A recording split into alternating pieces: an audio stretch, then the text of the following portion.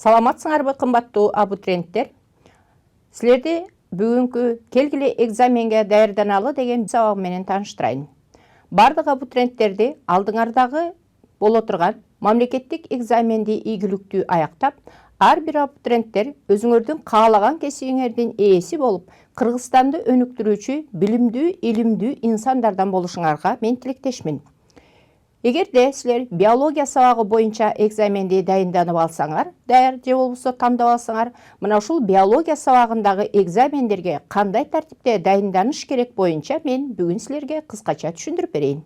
Ал эми азыркы болсо бул албетте биздин биринчи белеттин экинчи суроосу боюнча дагы токтололу. Демек, биздин бүгүнкү келгиле экзаменге даярданалы сабагыбыздын экинчи сабагын баштайлы. Экинчи сабагы ушул биринчи белеттин экинчи суроосуна жооп берүү. Демек, биринчи белеттин экинчи суроосу бул тукумгуучулук жана өзгөргүчтүк кандай факторлор мутагендик болуп эсептелет. Демек, бул биринчи белеттин экинчи суроосуна токтолуу бул тукумгуучулук жана өзгөргүчтүк боюнча жооп берет экенбиз. Деги эле биз ушул тукумгуучулук жана өзгөргүчтүк деп эмнени айтабыз? Биринчи бул боюнча эсиңерге салып коеюн.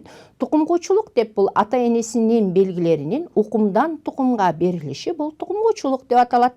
Ал эми өзгөргүчтүк болсо, мына ушул жаңы пайда болгон организмдерде кандайдыр бир ата энесинде жок болгон жаңы белгилердин пайда болушу бул өзгөргүчтүктү берет.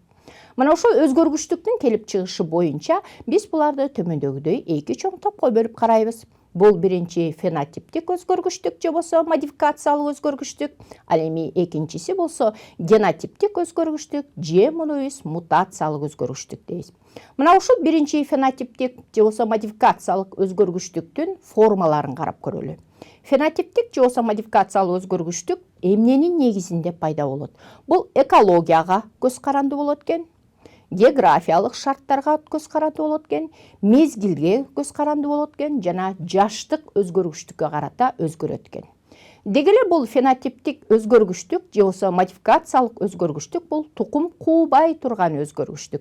Башкача айтканда, бул модификациялык же болсо тукум куубай турган фенотиптик өзгөргүчтүктө ошол тирүү организмдин экологиясына жараша өзгөрүшү мүмкүн экен. Бирок аларды мурунку өзүнүн абалына алып келсек, мисалы үчүн буга биз Париждеги эки какымды алып караганбыз. Какымдын бирөөсүн Парижге өстүргөн, экинчисин тоого өстүргөн. Мына ушул жерде эки өсүмдүктүн экологиялык факторлорунун таасир этишинде аларда кандайдыр бир морфологиялык өзгөргүчтүк келип чыккан. Буга мисалы үчүн тоодо өскөн өсүмдүккө нымдуулук жана жылуулук жакшы жетишсиз болгондуктан анын өсүшү өтө начар болгон жана анын бийиктиги да кыска болгон. Ал эми Парижде өстүрүлгөн өсүмдүктү же болсо какымдын жалбырагы жазы, бийик, нымдуу жетиштүү, жарык жетиштүү болгондуктан абдан жакшы өскөргөн. Экөөнүн тең уругунан алып туруп бир эле Парижге алып барып өстүрүп койсо, экөөнүн тең алынган урук мурунку калыбына келген. Анда фенотиптик өзгөргүчтүк же болсо модификациялык өзгөргүчтүк бул тукум куубай турган өзгөргүчтүк экен. Бул демек эмнелерине карата өзгөрөт экен? Силер көрүп тургандай, географиялык шарттарга карата, ошондой эле жаштык боюнча өзгөрүшү мүмкүн экен, мезгилдерге карата өзгөрүшү мүмкүн экен, кыш, жаз, жай, күздүн келиши менен дагы өзгөргүчтүк болушу мүмкүн экен тирүү организмдерде. Ал эми генотиптик өзгөргүчтүк болсо, бул мутациялык өзгөргүчтүк экен. Генотиптик өзгөргүчтүк бул тукум кууй турган өзгөргүчтүк. Ал эми ушул тукум кууй турган мутациялык өзгөргүчтүктүн келип чыгыш себептери эмнеде? Бул эмнелердин өзгөрүшүнөн мутациялык же болсо генотиптик өзгөргүчтүк келип чыгат экен. Бул хромосомалардын өзгөрүшүнөн, бул геномдук мутациянын келип чыгышынан жана гендик мутациянын келип чыгышынан генотиптик өзгөргүчтүк пайда болот экен. Хромосомалык мутация, геномдук мутация жана гендик мутация бул мутагендик факторлордун негизинде өзгөрүү пайда болот экен. Мындан башка дагы генотиптик өзгөргүчтүктү мутациялыктан башка дагы комбинациялык өзгөргүчтүк деп да карайбыз. Ал эми биздин бул биринчи белеттин суроосунда генотиптик өзгөргүчтүн геномдук мутацияга пайда болушу же болбосо ушул геномдук мутагендердин келип чыгышында кандай факторлор таасир эткен, мына ошол факторлордун таасир этишинин негизинде кандай тукумгучулук өзгөрүштүктөр келип чыгат деген суроо туулган. Мына бул боюнча мен силерге кененирээк түшүнүк берейин. Демек, генотиптик өзгөргүчтүк деген бул тукум куума өзгөргүчтүк болуп саналат экен. Демек, тукум куума өзгөргүчтүктү биз комбинациялык өзгөргүчтүк, мутациялык дедик. Комбинациялык деген бул ошо тирүү организмдеги өзгөргөн хромосомалардын өзгөрүшүнөн, гаметалардын өзгөрүшүнөн, гаметалар деген бул аталык жана энелик жыныстык клеткаларды биз гаметалар деп карадык, же болбосо бул гаметалар аталык жана энелик деп карайт экенбиз. Ошондой эле түйүлдүктө дагы тукум куучу өзгөргүчтүктөр келип чыгат экен. Ал эми ушул хромосомаларда, гаметада жана түйүлдүктө тукумгучулук өзгөргүчтүктүн келип чыгыш себептери эмнеде? Же болбосо ошолордун мутацияга учурашы эмнеде деген суроо туулат. Аны төмөндөгүдөй топторго бөлүп карайт экенбиз. Мына ушул эле хромосомалардын, ушул эле түйүлдүктүн же болбосо гаметалардын мутациялык геномдук өзгөрүштүккө келип чыгышынын эң биринчи себеби бул геномдук өзгөргүчтүк, хромосомалык өзгөргүчтүк жана гендик өзгөргүчтүктү алып келет экен. Мутациялык, геномдук жана хромосомалык жана гендик өзгөргүчтүк деген эмне экенин ар бирин өзүнчө талдап көрөлү. Мисал үчүн, бул жерде геномдук мутация бул хромосоманын санынын өзгөрүшүнөн келип чыгат дейт. Демек, анда биз жаңы эле сабакта башында токтолдук. Бул хромосома, адамдын хромосомасы, денесинин хромосомасы 46 хромосомадан, ал эми жыныстык клеткалар болсо 23 хромосомадан турат деп карадык. Анда ушул 46 хромосома 47 болуп же 45 болуп, же болбосо жыныстык хромосома 23 эмес 22 же 24 болуп өзгөрүп калышы мүмкүнбү? Бул өзгөрүүнүн себептери эмнеде? Жана аларды биз кандай формалар боюнча карайбыз деген суроолорго түшүнүк алып көрөлү. Анда бул жерде силер көрүп тургандай, геномдук мутациядагы хромосомалардын саны эгер 1ге көбөйүп же 2ге көбөйүп калса, биз бул форманы полиплоидия деп карайт экенбиз. Ал эми хромосомалардын саны 1ге азайып калса, анда биз буну анеплоида деп карайт экенбиз. Демек, полиплоидия деген эмне? Полиплоида деген бул хромосомаларынын санынын көбөйүшү. Демек, бул жерде мисал үчүн Астранын хромосомасы 2N диплоидтик хромосомадан турса, бул геномдук мутациянын негизинде хромосомасынын саны көбөйүп, гексаплоидия же болбосо бул 6N болуп, 2 эмес 3 эсеге хромосомасынын саны көбөйдү. Демек, бул жерде полиплоидия болгондо өсүмдүктөрдүн хромосомаларынын санынын көбөйүшү менен өсүмдүктөрдүн сапаттуулугу жакшырышы мүмкүн экен, же болбосо бул хромосоманын санынын көбөйүшү өсүмдүктөр үчүн абдан пайдалуу болуп саналат экен. Себеп дегенде, бул хромосомаларда же болбосо полиплоидия ыкмасы менен өсүмдүктөрдүн хромосомаларынын санынын көбөйүшү алардын сапаттуулугун, алардын түшүмдүүлүгүн, алардын көрктүүлүгүн жакшыртат экен. Ал эми анеплоидия деген бул хромосомалардын санынын азайышы деп карадык. Мисал үчүн, адамдардын хромосомасында эгерде 46 хромосома болбой 1 хромосомага кем болуп калса, бул анеплоидиялык хромосоманын санынын өзгөрүшүнө алып келди дагы. Муну биз моносомия деп коет экенбиз. Моносомия деген 1 хромосомага кем дегенди түшүндүрөт экен. Анда адамдын организминде хромосомасынын саны 1ге азайып калса, анда 45 хромосомалуу адам кандай адам болуп саналат? Бул албетте бул хромосомасынын саны 1ге азайып калса, моносомияга учураган адамдарда бул ооруну пайда кылат экен. Же болбосо бул ооруну биз Тернер оорусу деп коет экенбиз. Ал эми 2ге азайып калса, муну биз нулисомия деп коет экенбиз. Демек, 1 хромосомага кемисе моносомия, 2 хромосомага кемисе нулисомия деп коет экенбиз. Хромосомалардын санынын азайышы бул адамдардын организминдеги патологиялык органдардын келип чыгышына алып келет экен. Башкача айтканда, организмдин жетилиши бузула баштайт экен. Моносомияга учураган, мисал үчүн, силер көрүп турган Тернер деген бул көбүнчө кыз балдар оорушат экен. Буларда 1 хромосома аз болуп калганда булардын бою өспөй, мойну кыска болуп, мойну менен ийнинин бириккен жеринде канат пайда болуп калат экен. Жана бул сөзсүз түрдө сырткы мутагендик факторлордун таасир этишинин негизинде гана пайда болот экен. Мындан башка дагы бул геномдук мутациянын келип чыгышынан башка дагы биз айтканбыз, хромосомалык мутация дагы хромосомадагы бир бөлүгүнүн жетишсиздиги.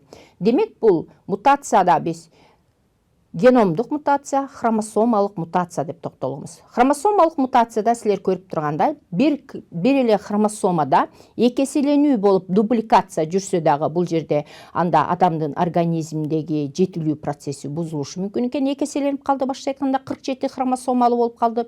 Же болбосо ошол хромосомадагы кармалып жүргөн гендердин бирөөсү үзүлүп түшүп калса, муну делеция деп коет экенбиз. Мында дагы сөзсүз түрдө организмдеги мутация келип чыгат экен. Же болбосо хромосомалардын кандайдыр бир бөлүгү алмашылып калса, бир хромосома менен экинчи бир хромосомадагы гендер алмашылып калса, анда биз муну транслокация деп коет экенбиз. Мына ошол транслокацияга учуроонун негизинде, мисалы үчүн, Даун синдрому менен ооруган адамдар пайда болот. Же болбосо ошол хромосомадагы гендер 180 градуска айланып, кайра айланган убагы калыбында хромосомага бекип калса, бул дагы хромосомалык мутацияны же болбосо инверсия кылышына алып келет экен. Демек, хромосомалык мутация хромосоманын бир бөлүгүнүн жетишсиздигинен келип чыккан. Демек, хромосомалык мутациянын негизинде делеция жүрүшү мүмкүн экен, дубликация жүрүшү мүмкүн экен, инверсия жүрүшү мүмкүн экен, транслокация жүрүшү мүмкүн экен. Демек, бул хромосомаларынын гендеринин бөлүктөрүнүн түшүп калышы, экеселениши же буралып 180 градуска айланып кайра ордуна келип калышы дагы бул хромосомалык мутацияга алып келет экен. Мындан башка дагы хромосомалык мутациядан башка мутагендик факторлор бар. Мутагендик факторлордун келип чыгышы бул курчап турган чөйрөдөгү организмдерге терс таасир этүүчү радиоактивдүү элементтердин жана уулуу заттардын таасир этиши. Бул албетте силер көрүп тургандай, биздин Кыргызстанда дагы радиоактивдүү элементтер көбүлгөн жердеги адамдардын организминин бузулушу, же болбосо башка өлкөлөрдө атомдук ядролук заттардын жарылуусунан бир эле адамдар эмес, өсүмдүктөрдө дагы, жаныбарларда дагы мутагендик факторлордун келип чыгышы бул дагы мутагендик фактор же мутацияга алып келет экен. Бул мутациянын келип чыгышы бир эле адамдарда, өсүмдүктөрдө эмес, силер көрүп тургандай жаныбарларга дагы таасир этет экен. Же болбосо бул жерде 2 буттуу жаныбар эмес, 4 буттуу жаныбардын пайда болуп калышы бул ушул мутагендик факторлордун таасир этишинин негизинде пайда болот экен. Негизинен мутагендик факторлорго бул химиялык факторлор, физикалык факторлор кирет. Жана бул абиотикалык факторлор. Химиялык факторлор деген бул ар кандай химиялык заттарга организмдин ууланышынан пайда болгон өзгөргүчтүк, бул химиялык мутагендик факторлорду алып келет экен. Ал эми физикалык мутагендик факторлор бул, мисалы үчүн, биз жөн эле мисалга алып карасак болот, бул рентген нурунда уулануу. Мисалы үчүн, адамдар, чоң адамдар 6 айдан кийин, ал эми кичинекей балдарды 1 жылда бир гана жолу рентгенге тартуу керек. Эгерде биз аны ай сайын рентгенге тарта берсек, мына ушул рентген нурларынын таасир этишинен дагы мутагендик факторлордун таасир этиши же болбосо физикалык фактордун таасир этишинен биз жаңы көргөндөй мутация келип чыгышы мүмкүн экен. Ал эми абиотикалык факторлорго болсо, бул күндүн ультра күлгүн нурларынын организмге таасир этиши. Бул көбүнчөйүн озон катмарынын жукарышынан күндүн нуру түз организмге толук тийсе, мында дагы мутагендик фактор келип чыгышы мүмкүн экен. Эми ушул мутагендик факторлордун жаныбарларда кездешкендиги боюнча тааныштырып коеюн. Мына ушул мутагендик абиотикалык, физикалык, химиялык факторлордун таасир этишинде жаныбарларда ар кандай өзгөрүүлөр болот. Мисалы үчүн, бул жерде силер көрүп тургандай 2 мүйүздүү улак эмес, 3 мүйүздүү улактар пайда болуп калышы мүмкүн экен. Же болбосо асты 2 буттуу ат эмес, 3 буттуу аттын пайда болушу.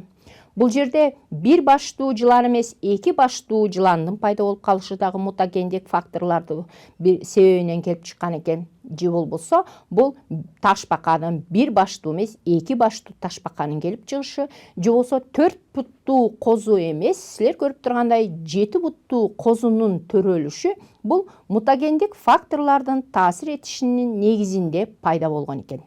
Анда силердин биринчи белеттин экинчи суроосундагы тукумгуучулук жана өзгөргүчтүктүн келип чыгышы мутагендик факторлордун келүү себептери боюнча биз ушул мисалдарды алып карасак болот экен. Ал эми мутагендик факторлордун келип чыгышына сөзсүз түрдө бул адамдардын терс таасиринин негизинде гана пайда болот экен. Бул адамдардын терс таасири өсүмдүктөргө ар кандай уулуу заттарды, курт кумурскаларды жок кылыш үчүн химиялык уулуу заттарды себүүдөн, ал ошол уулуу зат өсүмдүктүн тамыры аркылуу мөмөсүнө уругуна барат экен, дагы аны биз өзүбүз азыктанып кайра ууланышыбыз мүмкүн экен.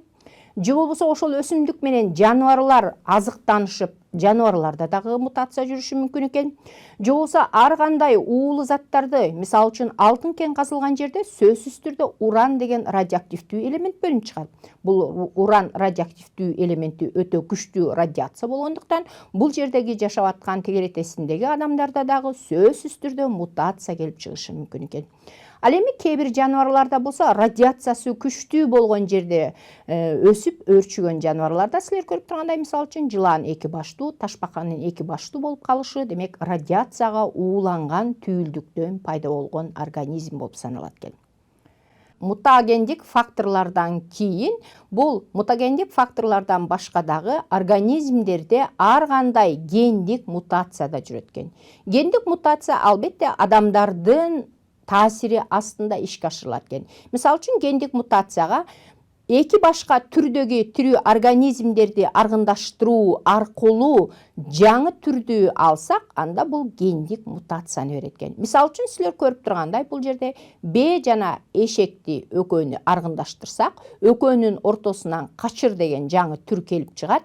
Бирок бул жерде качыр гендик мутациянын негизинде пайда болгондуктан бул көбөйүүгө, жетилүүгө жөндөмсүз болот. Демек, гендик мутация менен алынган жаңы түрлөр адамдын жашоо тиричилигинин өзүнүн кызыктуулугу үчүн гана керектелиш үчүн алынат экен, бирок алар тукум берип, түйүлдүк пайда болбойт экен. Мындан башка дагы, мисалы үчүн бул жерде аркар менен мериноз кою экөөнү аргындаштырсак, аркар мериноз деген кой келип чыккан. Демек, аркар мериноз бул тоого ылайыктуу жүндүү мериноз кою менен аргындаштырылган, бирок аркар мериноз өз алдынча көбөйүп тукумдоого же болбосо тукум калтырууга жөндөмсүз эсептегенде бул гендик мутациянын негизинде пайда болду. Мына балдар, биз ушул хромосомалардагы гендик мутациялардын келип чыгышы жана мутагендик факторлордун таасир этишинен пайда болгон ар кандай түрлөрдүн келип чыгышы жана алардын бузулуу себептери боюнча тааныштык. Ал эми биз кийинки сабакта кененирээк түшүнүп алабыз. Мына балдар, биз бүгүн ушу силер менен экзаменге дайынданалы деген экинчи сабагыбыздын биринчи белеттин экинчи суроосу боюнча түшүнүк алдык. Албетте, бул кененирээк мындан башка дагы хромосомалык мутациялардын жана гендик мутациядагы геномдун пайда болушу боюнча кийинки сабактарда дагы кененирээк токтолобуз. Ал эми силер болсо ушул биринчи белеттин биринчи жана экинчи суроолоруна кантип дайынданып жана кантип жооп бериш керек экендиги боюнча мен силерге аз да болсо түшүнүк бердим болушум керек. Албетте, силерге экзамендик ийгилик каалаймын. Ал эми мен ушуну менен бүгүнкү сабагымды аяктайын. Кийинки сабакта жолугушканга чейин саламатта калгыла.